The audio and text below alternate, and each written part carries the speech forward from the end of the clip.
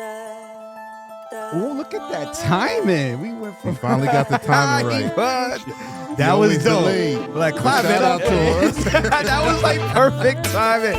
Yes. Welcome to Catch Me After 5. Always do the little vibrato thing and everything just to get I'm us gonna going. get that packed down one day. Wow.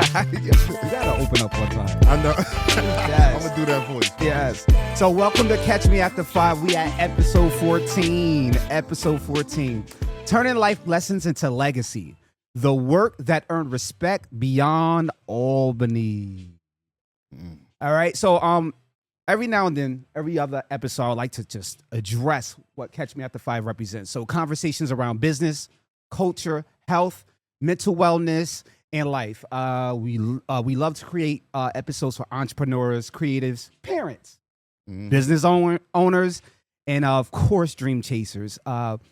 We built this podcast for the everyday 9-to-5er who's building something after work. So that's why we call ourselves Catch Me After 5. All right. My name is Alexander to my right. And always 1/3 of the podcast. My name is Vell. All right. And Shell's not here today. She's should we tell on her? Huh? Should we tell on her? Yeah, let's tell on her. So she out there picking cherries with Usher and think she gonna be on stage with Chris Brown. So that's where Shell is right now. But wait a minute. What if Chris Brown called her girl up? Well, she can say bye to that relationship.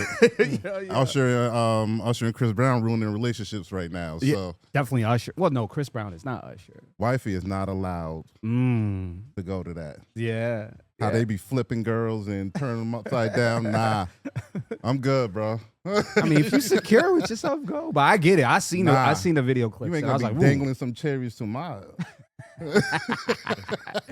And so how are you feeling? I'm good, man. I'm good. I'm here, blessed. But Okay. Yeah, I have mixed feelings. you had a long week. I had a man. long week. I got a lot of messages about my grandfather and everything, and I didn't take it well. Yeah. And one thing that I don't believe in doing is just posting death online. I don't like to post death online because I feel like it revolves around. And it seemed like that dark cloud has been going on. Yep. With the C word. I don't even like to say it with the C word. And so I was so upset about a lot of things, personal things with the family and everything. So it was a long week, but I'm feeling great.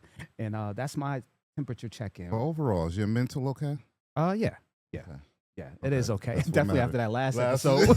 When I was sitting there saying I was walking. Yeah, it's crazy. We'll explain it. But let's get to, of course, we have a guest with us. Tyrell Hughes. If you spent any time around Albany, chances are you've either met Tyrell Hughes, heard his name, or know someone whose life he's impacted. As an author, entrepreneur, and founder of the Back community, he's dedicated his work to building people through literacy, mentorship, and ownership. Today, we're sitting down to unpack the experiences, lessons, and purpose behind a man who's earned respect far beyond the city he calls home. Let's give it up. Hughes. Let's give it up for Let's Tyrell. give it up. Yeah. Tyrell. Is it too late for me to get my lick in here for the Chris Brown? Go ahead. My go wife ahead. recently Let's went. tell the show. Let's talk about So it. her and her best friend went, and there were rules. There were rules. So Okay. she's sending me videos. I seen a guy coming out there choosing people to dance. It's like, don't you go too far. You might not come back from it. See? Might not come back from it. But shout out to everybody going to the Chris Breezy and Usher concert. Yeah, but did she pace you through she was letting you know in a moment what was going on? Yeah, for the most part. But I'm sure some stuff I still haven't seen. But I've learned. 14 years in here. Nice. To, Congratulations to that. Give everybody Blessings, space. man. Yes, and definitely when you secure what you're doing. And it's like everybody gotta have a pass for somebody, right?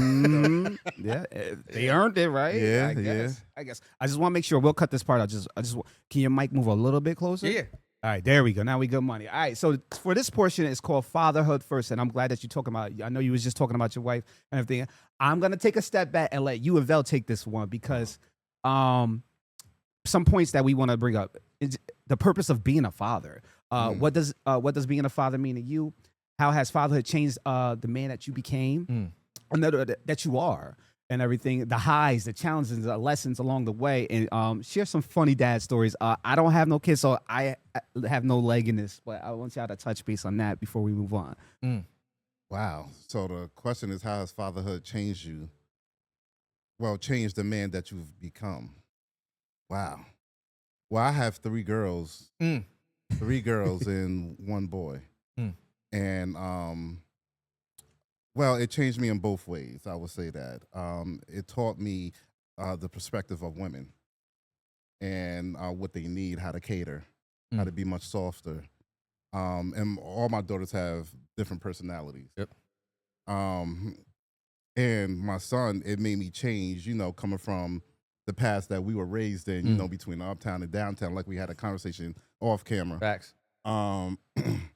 It made me look at myself and that I want to put my son through that. So I had to change who I was to make sure he always has someone to look up to. I love it. Now his son is a model and everything. Now my son, yeah, he's a model. He's into the normal stuff. He's into gaming, but he's into building games. Nice. From scratch. So, and my daughters are all they're the rough ones, except my oldest, who wants to be a dermatologist. But they all want to do the football, the baseball. They the rough one. My son, yeah, nah, I'm good. I don't want no contact. but overall, like, it definitely changed me for the better. Okay. I think mine would be the same, right? I think I was 26 maybe or so when I had my first son. So I got 3 boys. So I know you said, you got 3 girls. I got 3 boys. One soon to be 17 in November of this year. One turned 10 in June. And my youngest, Nehemiah, turned 8 in March. 17, 10, and 8. Yep. Nice. Yep. And fatherhood changed a lot for me, because my first son, his mother and I weren't together. But, at that point, I was still a Rolling Stone, as they call it. But when I knew that I was getting ready to have a kid, what I ended up doing was, to be perfectly honest, was that I don't know how I knew, but I knew that the road ahead was going to be a difficult road for me. And I actually started taking classes to get baptized during that time period. So shout out to Union Missionary Baptist Church on Morton Ave in downtown Albany, Victor Covington, right? So me and PC, that's my guy still to this day. But I knew that something was coming for me in my road of being a father, and I knew that the only way that I was going to come out of it the way that I was supposed to be was to get closer connected to God. So like I said, before I had my first son, was when I started taking classes to get baptized, got baptized, rededicated my life to God, and my faith throughout parenting has grown significantly as a result of me being a father. And I think that fatherhood matured me way faster than anything else could have. So, yeah, man. So fatherhood was a big thing for me. Still is. All right, I need a funny story before we move on. I need a funny story, then I need a funny story from you. Oh, the funny story? My kids call me Big Back. So wow, I own that. Yo, I own that. They call me Big Back. So as you know, being as a father, going out to eat, it becomes expensive, especially when you got to feed other mouths. So can't relate. All right, I will shut up. So except for one. So of course, I always try to, I always give them what they want, what they're hungry for, but I always try to teach them how to be healthy. And one night, man, they all went to bed on time. It was a school night, and I'm like, yo, I'm just hungry. And and DoorDash came, and I just ordered some food. I just wanted something to eat. This is like a movie. And I put in the instructions on DoorDash. Do not ring the doorbell. Just drop the food. This is a secret. Just walk away. And all you hear is ding dong, ding dong. I'm like, oh my God. And so luckily they didn't wake up. But you know me, I'm trying to hurry up and eat the food. I went to bed the next morning. I wake up, they all standing around the bed. So we just found a whole McDonald's bag in the trash, and you ain't share with us. You ain't get us nothing. And then on top of that, it showed the time. That's the most disappointing part about on the it. We receipt? seen the time on the receipt. Dad, really? 11:45? Yeah. So from then, they would not let me down with it. But now they call me Big Bag every time I eat. So, so that's their thing to this day. And that I stopped eating fast food probably 4 years Stuff ago. is bad for you. Real bad. 4 years Still ago. got the name. But to this day, Big Bag. the minute I order something, oh, here go Big Bag. stuffing the receipts in the trash. So that's their funny. thing with me. All right, well, come on, tell me something. Yeah, Tell us something. mine's would have to be, I'm colorblind, right? So now I wear a lot of bright colors, right? So people always like, there's no way you could be colorblind. Like, how? It's like, do you know what color this is? This is orange, right? Right, You know, right. this is red, this is blue. It's like, I could see them, but the variation part sometimes, or like one time I mistook pink for gray. I was supposed to get car seats. Yo, it was bad. That was like My wife sent me to the store to get car seats, updated car seats for my two youngest kids, and I came back feeling like I'm accomplished. I done did the mission. Here's the car seats. So my wife sees them. She says, "Tyrell, why'd you get pink car seats?" I said, "Pink? They're gray." She says, "Tyrell, these are pink car seats." And my boys ended up saying, it was like, "Yeah, Daddy, these are pink." And I'm just like, they said, "Daddy, you can't see?" And I'm just like, I can see, but I'm colorblind. So, you know, having to explain to them how that looks like, you know, still to this day, I said my youngest is 8. They don't let me live that down. So it's just like, you know, Dad, can you see this? Like, I just want to say, you know, give him a middle finger and say F you, right? So, Dad, can you see this? Can you see this? But yeah, so, you know, They my weaponize kids it picking on me for when being you discipline colorblind. and they over there. Yeah. All right, Dad, make sure you see that color over there. Yeah. Dad, can you see this? You I sure? don't know if this is a joke. Like, Yeah. this is not funny. It is. Listen, but you know, No. so I found out when I was in elementary school that I was colorblind. Okay. So, Okay. but it hasn't stopped me. I just choose Yeah, absolutely. bold colors. And then two of my best friends that I came up with, they used to give it to me. So you built. So the stuff, the jokes, the jokes that the kids. Listen, like, bro, you remember when you wore this turquoise hoodie with those tan khakis? It'd be like, you thought that was a thing. It's like, screw y'all, man. Yeah. So me being colorblind is the running man. joke in the household. Okay. Yeah. All right. Yeah. Thank you guys for sharing that. And then the reason why I wanted to make sure I fall back because I don't have that experience. But what made me think of that portion and everything, it was literally just yesterday. It was a little man. He right now his dad is not in his life and all that. Lil, I don't know how old was little man Liz, like what 2 3 3 3 4 3 4 probably 3, but little man was like worshiping the ground I walk on. Like I took him outside because this is when all our family was together and all that. And make a long story short, I took him outside. He didn't want to be on a cell phone. He didn't want to be on the screens. He just wanted to be outside playing with the ball. Took him to the back with the dog. All right, let's go inside. I love lying to kids. I'll explain that later because I'm Mr. Huntley or whatever. I'm not going to be Mr. Huntley 24/7, even though I open that door. But literally went inside, got some water and all that other stuff. He's the only one standing by the door waiting for me and all that other stuff. And then when I found out more about him and all this other stuff with his father and everything, I was like, dang, man. It starts at an early age where they just naturally just look for someone to. And when he had to leave and everything, he was crying. I'm like, dang, I ain't even do nothing. Like all I did was just show love and all that. It just shows the importance of fathers being in these kids' lives. Yeah. So thank you for that portion and all that stuff. Of course. All right, so Shaped by the Hill. That's this y'all conversation too. So let's get to some points and everything. You got this one or you? Arbor Hill helps shape who you are. What are some positives it gave you that still carry with you today? And what are some negatives you wish never happened but still keep you grounded? Start with a negative, so just because I don't want to forget it. So my wife tells me whenever we come home that I walk different, right? So she says like, you know, you're more stiff, right? Like it's like you can tell whenever we come back to New York. So I live in DC now, right? Mhm. I've been in DC since 2013. Nice. So, but Chocolate.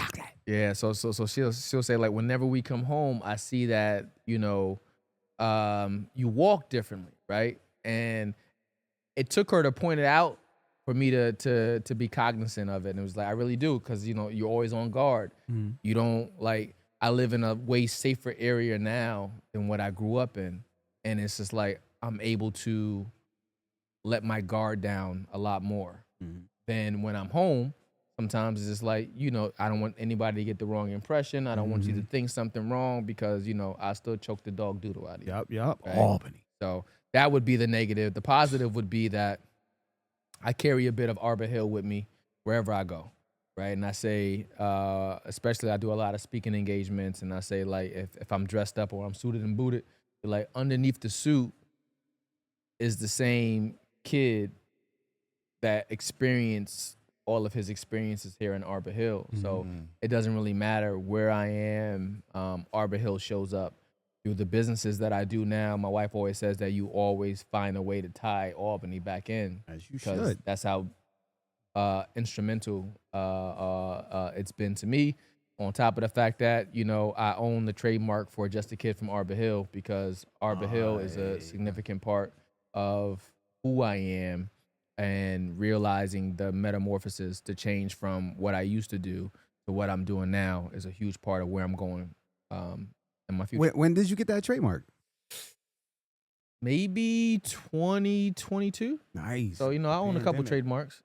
So, yeah. So, my first mentoring organization that I ran here for 9 years, mentoring 12 to 18-year-olds. I've been mentoring people for over 22 years. Mm-hmm. So the Men Model, Men Organize, Develop, Empower, Lead. Yep. I own a trademark for Capital Area Cleaners, which is another business that I own. Mm-hmm. The Back Community, which is the business that everyone knows me for. And then Just a Kid from Arbor Hill. Entrepreneur. I mean, I never seen somebody travel so much. He be going back and forth from DC and Albany so much. It's not crazy. I know you better have those business. Yeah. Go ahead. Oh no, I need you to do that second one because that's your guy and everything. So we've had guests like Bugatti Holly, shout out to him, whose voice come from lived experience and challenges the community to do better. Where do you see your voice and your responsibility in helping move Albany forward, both inside and beyond the neighborhoods that raised you? I think that I have the responsibility of coming back, talking and teaching. Like W.E.B. Du Bois talked about the talented 10th, right? And he talked about how the people who have the opportunity to go out and get educated have a responsibility to go back to the communities and educate the Black masses, right? Because there's only a small percentage of us who actually get a chance to go out. So by the grace of God, I was able to get out, see some other things. And ever since I have gotten a chance to get away, I've always brought back whatever I learned to Albany. So we learn from the people who look like us. We learn from the successes and failures of people who look just like us. So if you want to inspire other people to do something different, you can talk about it or you can show up. So yeah, I live in DC since 2013, but I'm in Albany so much that people think that I still live here in Albany. Well, So that's 6 hour drive. But, 5.5, Ah, as long 6 as hours. I leave at the right time. So, which is typically maybe 4 or 5 in the morning before everybody gets on the road. I can get back here in about 5.5 hours. Yesterday, so we just drove up here yesterday, and that was about a good 7.5 hour drive because traffic was atrocious the entire way. But if it's just me, I'm good. But this time I came up, I got my wife, I got my 3 boys with me. Nice. But yeah, so like I think that I have a huge responsibility to show up and to show people that you can be from a certain place, you can look a certain way, and you can be greater than the stereotype that they have Talk that talk. on us or over us. Sometimes the stereotypes that we place on each other, right? So I had to Beat on each realize other. that. Yep. Yep. I mean, so yeah, but I think it's a huge part of my connection to Albany and my desire to really want Albany to be better and to do better because I'm a kid of Albany. I just want to share this one and everything, and thank you for sharing that. I put that later down, but we're gonna skip that and everything. I had you at my school Facts. and everything, and I was running around like crazy, but I tried my best to make sure I checked in with you, right? But one of the kids, one of our main behavioral kids and everything, that's what I do. All the main ones that's behavior, I put them on my wing and all that stuff. And they was just admiring your presence before you even started the Author Illustrator Day and all that stuff. Because one thing about our culture, you gotta look like it before you start talking it. So he's like, did you see what he was wearing? And I was like, what are you talking about? I guess that day you was rocking Pradas. Absolutely. You was rocking Absolutely. Pradas. They was like, do you know how much those cost? And everything. And I'm like, yeah. He was like, so who is he? What celebrity is it? Why can't I find him online? And I said, did you use Google or did you just try to look on YouTube? Like, even though you're on YouTube, but I just thought that was so amazing because not only that, he spread that on with the other boys that was pinned to my hip, and you didn't even notice. We had Author Illustrator Day probably 3 times and everything in a row, and yours this year made it the 3rd time. Those kids, those specific kids, did not care. So your presence just walking in, they was like, who is this guy? And you know what I love so much about it? It was our black kids just like, who is this guy? So I just wanted to share that, man. Like, you don't even know, just your presence was just overwhelming. Come on. I know you've seen some of the teachers.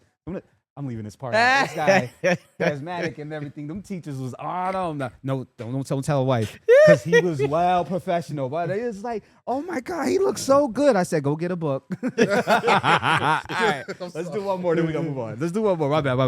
Okay. Looking at Albany as a whole, what do you think the city and its communities have gotten right? This is a good one. And what opportunities do you see to better serve the next generation? And think about our violence that's just crazy right now, Even too. before I go there, can I go back to what you just said about your school? Yeah, absolutely. So, and sorry to go off track, but it was such an impactful event and day. Like, it's dope when it's beneficial, when it's reciprocal, right? So it's just like, they benefited from me, but I benefited from them. So it was too funny when they were asking about, like, yo, you got Pradas on, why you got Pradas, da. But all the way up until I left Giffen, right? Some kids came up to me and asked to take pictures with me outside of the school. And that goes back to the previous question, like, why is it important, or what level of responsibility do I believe that I have? Like, I've done everything from gangs to getting kicked out of school to hustling, right? And by the grace of God, I didn't get caught up. I didn't get a record. And I realized that God didn't save me just for me, right? So I believe that, right? So to be able to show up at Giffen and to have that impression with the kids was really dope. And I always I'm always going to be thankful to you and your school for opening up the doors for that, because I've been to Giffen multiple times. So sorry about that. No. Go back to go the ahead. question. Do you want to ask it again? But no, Please, because I don't want to mess it up. That same question? That was dope. The next one, or? No, the same one. question. That was Same good. question. He Okay, just wanted to so- go back. I didn't give him okay. time to talk. I just said my piece. And then, Nah, looking at Albany as a whole, what do you think the city and its communities have gotten right? And what opportunities do you still see to better serve the next generation? What we have gotten right is electing our current mayor, yeah. Yeah. right? Yeah. So Shout out to the boss. Yeah. Shout out to the boss. Shout out to Your boss. Dr. Dorcey, right? I think that we've gotten it right, and it's like, I hate politics. Anyone who knows Tyrell will tell you that I hate politics with a passion, Likewise. right? But I love people, right? And the presence that I have gotten from her, and every time that I've always been in the same area as her, is people oriented, right? So I think that the city got it right this time. And that's not just to throw any shade to any of our previous mayors, because I was a fan of Sheehan as well, right? But to say that it's what the city needed at a time when we really needed it, not only just for Black and brown communities, but to be able to bridge the gap across the communities. And I think that she's doing a significant job of making sure that I touch on our Irish heritage, our Black heritage, our Latino heritage, and trying to bring us together at a time where we're so easily divided because of all kinds of other things. So I think Albany has gotten that right? In terms of choosing leadership, right? I think that one of the things that we still haven't been able to do is support one another. And for me, like I said, leaving Albany to go to school in Charlotte, North Carolina changed everything for me, because it put me around other people who are entrepreneurs. It put me around other people who didn't hate and wasn't haters, and they wanted to help. It wasn't like, hey, I'll come up with something and be like, oh, I'm doing this now. Like sometimes here, Albany, I love you, so don't come for me, right? But sometimes here, like if you're doing something, right, rather than try to help or figure out how to partner with you, someone's probably gonna come out, oh, are you doing Catch Me After 5? Catch Me After 6. You know what I mean? And Albany, I think that that's an area that we still struggle with. And the gatekeeping as well. Okay. Listen, yes. All right. Go ahead. You built the Black community as for-profit business because you wanted the freedom to create income without depending constantly on grants, donations, or charitable funding. Walk us through that mindset. Ooh.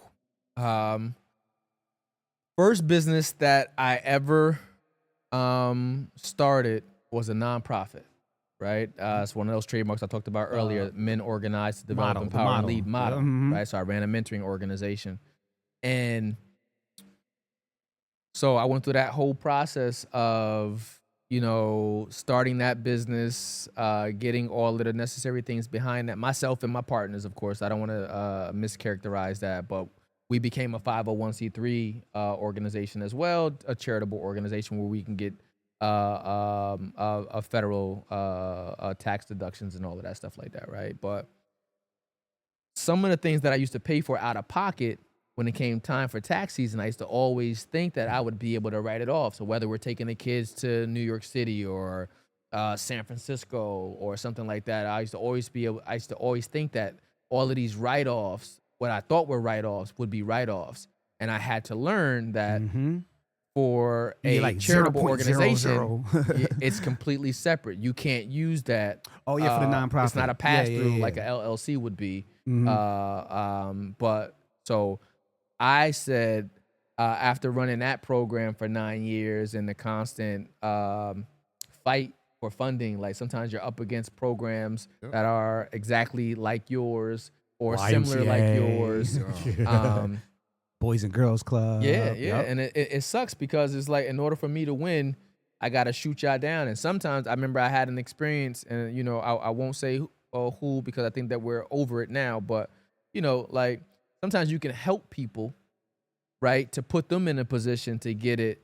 But because they're not where they need to be, sometimes they'll still try to backdoor you, even when you help, right? So, but I learned from running that nonprofit Albany. that on my next business or businesses that I didn't want to go back into the nonprofit space, and I wanted to do a for-profit business, which has definitely been more beneficial for myself in a lot of ways, without a lot of the red tape. So I always tell everybody, every family should have at least one LLC in their household, because the tax code was set around businesses, like, so you want to be able to make sure that you're properly exercising or getting the benefits out of that. So I think every household should have at least one LLC. Even during the LLC and everything. That's why I said the 0.00 because the money you spent with that tax write off, you still don't get what you spent back. You get a little 0.0007 of that. But he pretty much answered that second one. Let's do the next one. He covered that one as well. Yeah, he covered that. Oh, look at him. We going through 2 slides already. So yes, where we at right now is the story had to be told. All right. So I got something funny. That's why I made sure the points was there and everything. Right. So I brought just a kid from Arbor Hill 2 years ago. When did I purchase that? Like 2 years ago. And I proudly put it on my desk and everything. And a teacher borrowed it. A teacher borrowed it and never returned it. So I put right here, this is an honest confession. I never got to finish the book. Tyrell, I'm going to be upfront with you. I ain't even start the book. Oh, my God. I didn't even start the book, so I was pissed off about it and everything. And I even asked Mr. Johnson to give me his, everything and all that. But I did come along something where I seen someone have a similar story to mine that you posted online. It was a female who said that she didn't have time to read or whatever. But I love what you said. So I don't know if those were her words, but you said, "Well, I'll read it to you." And now you know who I'm talking Absolutely. about, right? So in my mind, I was like, "Well, maybe he can." We grown men, but like she's a grown lady. I was like, maybe we can get him read a portion from the book or something. I know the book is not here right now, but I just wanted to be frank and upfront and all that stuff because I love that about you. But most of all, being honest about making sure I hold myself responsible about like cheers and it's not supposed to be just right there on the desk. We need, as Black people, we need to be reading more. But on top of that, supporting our own people. So I just wanted to call myself out. No. That's not how it works because but we got to talk nothing about the book happens before it's time. Even reading books, and I say that as an avid reader. Like sometimes I buy to support, not knowing when I'm gonna have the chance to read it, right? And the person that you mentioned there, right? I read the book to her. I've since read that book and the 2 children's books that came as a result of it. That came after that because she has visual impairments. Oh, right. okay. So she was just saying that she wasn't sure when she was gonna be able to get the book, but she purchased the book to support. Just like 3 of them. Right. And what I ended up doing was like, well, I'll read it to you. So like for about a week, maybe about 8 or 9 days or so, we would read about a chapter and a half together over the phone. Right. And she said it, she said, Tyrell, she says, this book is so good.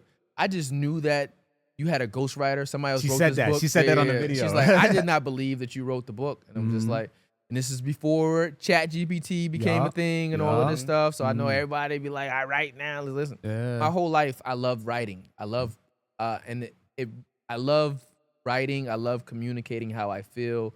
And I think it's been a huge part of me understanding who I am. So for her to support and to not be able to read the book, like I said, that's easy for me. I'll make some time, and like I said, we got through it in about 8 or 9 days when we did that. Wow. And I just read the most recent book to her too. The Big Chop? No, Guess Who? So Guess Who came out. Yeah. Which is the memoir, A Story of Beating the Odds, was the first book that came out in 2022. In 2025, I came out with The Big Chop, which is the first chapter in that original memoir. Nice. And then the next chapter in there is Guess Who? So that's the second book that came out. I had this lofty idea to come out with, turn every chapter into its own kid's book. And I was just like, some of these chapters do not deserve to become their own book because it's just like, you just got to let that live. We ain't going to do a whole book on girls. Right? So it's just like, those will be experiences for that mature population to read and to dissect. But yeah, man. So now, is that part of like the 15 or 16 series that you was talking about? Yeah. Yep. So it would have been originally my goal was to take the 16 chapters out of the first book, A Story of Beating the Odds, and turn those all into illustrated kids books because some people was like, well, Tyrell, well, we need it in a manner for kids to be able to dissect too. But like I said, and shout out to Will Rucker. If you guys know Will, I know a lot of people know Will. He's the illustrator on the kids' books, and he and I will be working on all of the kids' illustrated books that come out from out of this series. But, you know, part of it is just realizing that you have to be able to touch different audiences. When I wrote A Story of Beating the Odds, the first book, it was to connect with everybody. But in connecting with everybody, I also realized that it's not age appropriate for some of the younger population. And Wait, the Big is Chop it? was The the stuff first they see one. on the internet nowadays. Listen, but so that's a great point because like I don't believe in sugarcoating stuff. Like I have open and honest conversations with all three of my kids. Sometimes my wife says that might be a little bit too much, but I believe in having open and honest conversations because our kids are learning and seeing stuff well before you think that they actually are. Right. And imagine if you don't prepare them for it. So my kids know just about all my stories and journeys from, you know, being arrested to all kinds of experience, to living abroad in Africa, all of that stuff. And I think that it helps them to identify with their own experiences that they're experiencing at each of their ages. And say, oh, okay, well, you know, I'm feeling that, but I also know somebody else who felt that way or who went through this. And it's not the end of the story. So real quick, just for the record, can you just list out the names of your books? So they're all part of the Just a Kid from Arbor Hill series, which I told you guys I own the trademark to, right? So the first book is A Story of Beating the Odds. That's my memoir, right? The second book in that series is The Big Chop, which is talking about confidence building, and it talks about a bad hair experience that I had when I went to go get a baldy. Shout out to Herman. I see that they just renamed Westerlo down there to Herman Way down that way. Yep, like 2 weeks ago. So, and a story about confidence building, right? I went in for a particular haircut. I didn't get it, but I turned a negative into a positive, and I decided to grow my hair out. And from that experience in 6th grade, I grew braids, and I had braids all the way up until probably my junior year in college, and then I locked it. And then I had locks until I graduated college and cut it off after I graduated. And I was just like, because people kept telling me that I'm not going to be able to be successful with locks. Like locks are a lot more acceptable now than they were Back there. then, yes. And it's You probably always had still a super hurdles sharp, to clean it. cut brush cut. Yep. You know what I mean? But I just remember having arguments with people at my school who are in career planning and placement. It was like, well, Tyrell, no one's going to hire you if you keep your hair like that. I'm like, well, I don't want to work for a place if they don't accept me for who I am because I can cut my hair and y'all still don't like me. So this book talks about confidence building and how you see yourself matter. So we have a lot of conversations about confidence. And then the last one that just came out, Guess Who, is a story about friendship and peer pressure and decision making. Let's go. It talks about, like, I'm a big watch guy. So it talks about how my brother gave me a watch. And while I was having a fight with some guy, I ended up losing that watch. And a person who I thought was a real close friend of mine at the time found the watch, but never told me that he found the watch. And we both went to alternate schools. So I was going to Hackett and he was going to Livingston. So he would still be rocking the watch while he went to Livingston. Wow. And this other kid ended Before up the telling internet. me, you know what I mean? Before the internet. Yeah. He told me, he like, yo, Rel, he says, I know who got your watch. And I'm just like, what? So I ended up catching him one day after school. Boom, bop, bing, bop, boom. Yeah. So, you know, my bad. So, but that book there talks about the purpose. I mean, the importance of having good friends. Yeah. The importance of good decision making, and it talks about how I didn't always make the right decisions, but I always learned from all my decisions. All right, we got that whole lineup. We're gonna make sure we purchase him. Actually, too, and we'll do something where we try to get him. Yeah, of course. And we're not BSing just because we're on the show and everything. Come over when y'all done with me today. Come right over to Washington Park. Y'all see this shirt.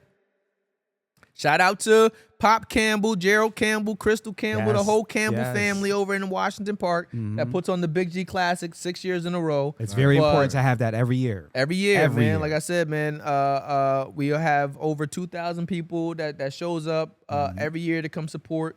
So come, if y'all looking for those books, my whole entire family is over there right now waiting for me to come back.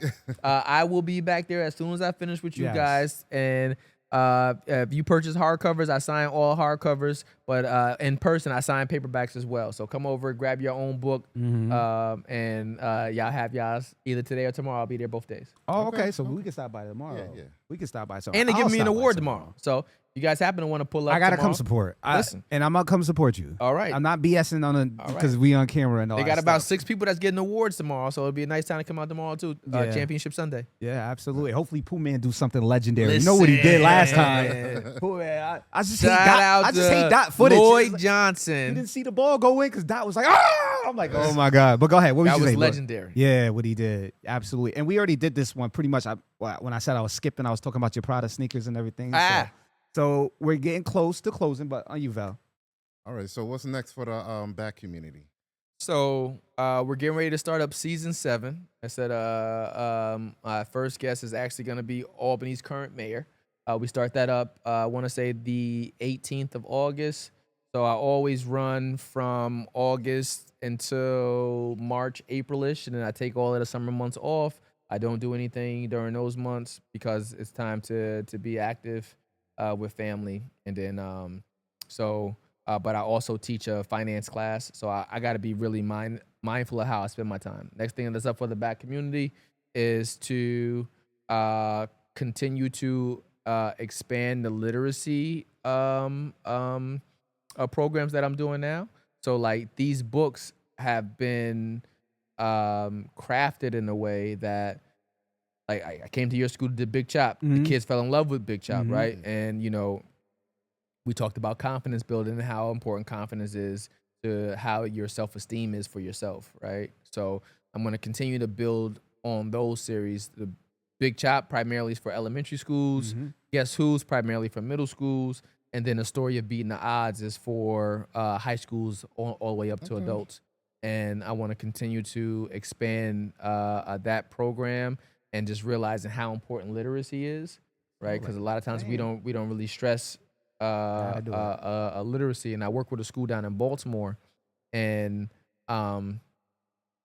like literacy levels are not where they need to be, and it shows up in a lot of other ways. Like it took me to get older to realize that some of the toughest, hardest people that I knew when I was younger, in a lot of ways they had disabilities and they couldn't do certain things, right? So literacy and how you speak, read, interact with others, right, is a huge part of confidence building. And imagine if I'm so worried because I don't know how to read that, I don't go to school, or I act out in other ways because I have that. So expanding upon the literacy programs is going to be huge for me.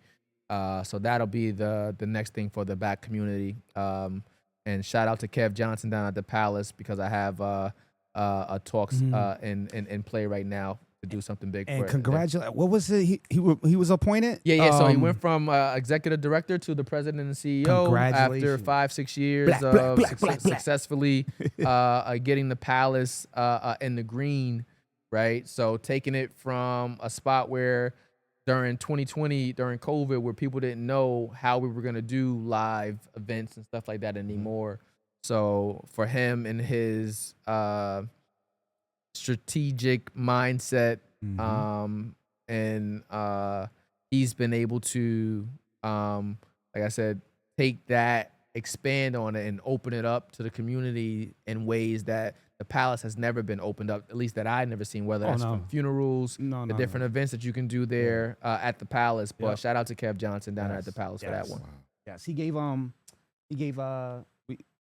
in our producing days, young Noble Jenna opportunity. Oh, okay. Yeah. So shout out to him and everything. So we're very close to closing, and what we always like to do is have a quote. Shell usually do our quote and everything, but yes. So and then you close it out though, right? And everything. So all right. So what's your final message to the next generation?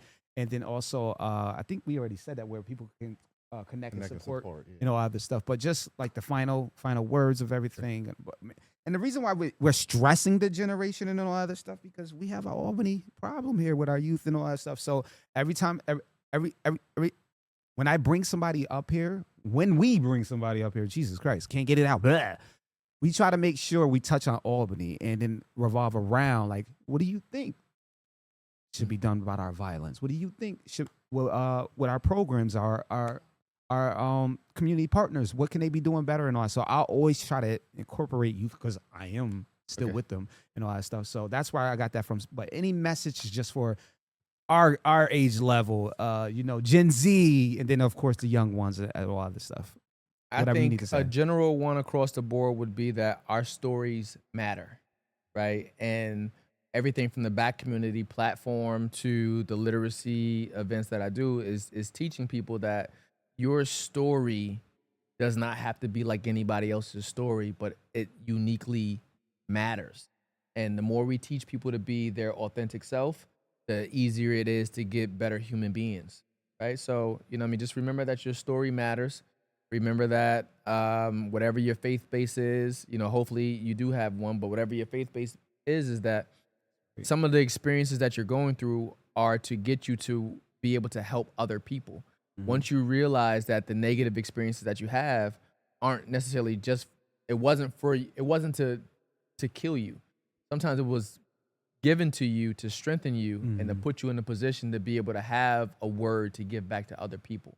So I've always turned all my negatives into positives because I've realized that, people say, why me, God? And he's like, why not? Be like, so I'm going to be able to use you, and God will use anybody. And you can try to run Just to from get it his like message Jonah and the to big him. fish.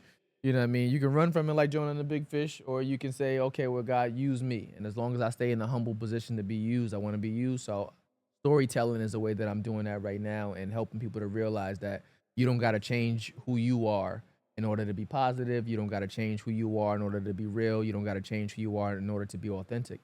Show up as your authentic self and realize that there's a tribe for you. There's somebody that needs to hear your message. So your story matters. Yeah. We gonna let Dope. that marinate for a little bit. Yeah.